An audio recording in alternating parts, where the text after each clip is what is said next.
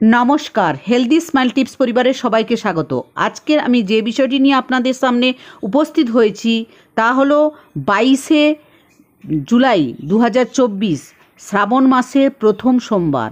এই সোমবারে করুন একটি গোপন উপায়, যে উপায়টি করলে আপনার মনস্কামনা পূর্ণ হবে।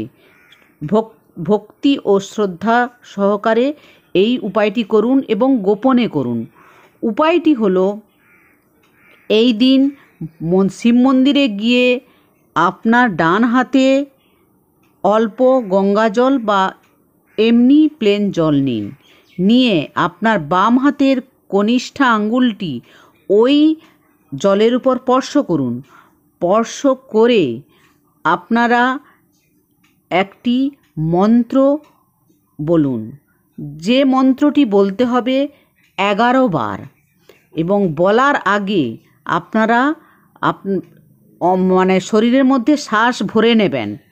ভরে নিয়ে এক শ্বাসে 11 বার বলতে হবে, শ্বাসটা যেন ভরা থাকে। আর এর জন্য একটু অভ্যেস করা যদি দরকার হয় আপনারা একটু করে নেবেন, করে নিয়ে আপনারা এই কাজটি করুন।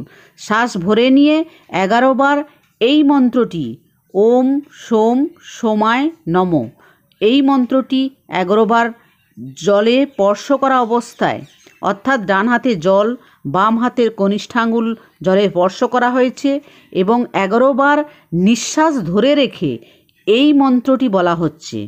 যখন মন্ত্রটি বলা এক নিঃশ্বাসে বলা হয়ে যাবে, বলার পরে ওই জলটি শিবলিঙ্গে অর্পণ করুন এবং অর্পণ করার সময় অবশ্যই আপনার মনের ইচ্ছা বা কামনা, যেটা চাইছেন আপনি জীবনে তা চান, অবশ্যই তা ভোলা মহেশ্বর উনি আপনার মনস্কামনা পূরণ করবেন।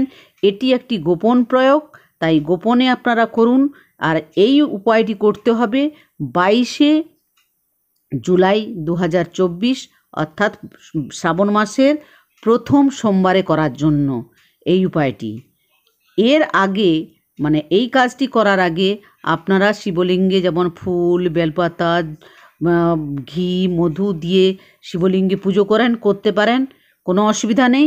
কিন্তু শেষে এই কাজটি অবশ্যই করুন। করলে আপনাদের দীর্ঘদিন ধরে যে মনের ইচ্ছা পূরণ হয়নি, সে ইচ্ছা অবশ্যই পূর্ণ হবে। আর এই কাজটি একমাত্র এই প্রথম সোমবারেই করা যায়। আপনারা অবশ্যই এই প্রথম সোমবারে শ্বাস ধরে রেখে উপায়টি করুন। আর এর জন্য ঘরে যদি একটু প্র্যাকটিসের প্রয়োজন হয়, প্র্যাকটিস করুন, কারণ অনেকের শ্বাস ধরে রাখার অভ্যেস নেই। যাদের অভ্যেস আছে তারা করতে পারেন, যাদের অভ্যেস নেই আপনারা করবেন না। আজ এই পর্যন্ত, নমস্কার।